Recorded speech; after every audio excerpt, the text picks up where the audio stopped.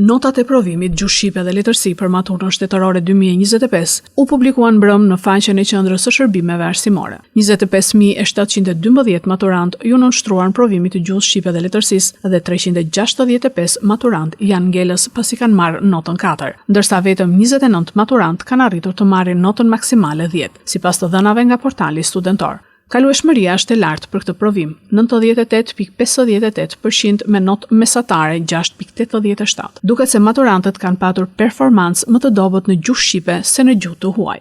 Nivelin e dobët në gjuhë shqipe kanë konfirmuar edhe matjet e testit PISA, zhvilluar vitet e fundit që rendit Shqipërinë në vendin e fundit në botë. Krahasuar me një vit më parë, në 2025 provimin e gjuhës shqipe e kanë dhënë 1000 maturant më pak. Numri ngelësve është rritur, ndërsa numri ekselentëve ka shënuar rënje. Vitin e kaluar 309 maturant morën notën 4, ndërsa 31 maturant morën notën 10. 20 minuta pasi nisi provimi gjuhës shqipe dhe letërsisë, teza doli dhe qarkulloi në Facebook dhe rrjetet e tjera sociale. Ministria e Arsimit tha se procesi nuk u cënua.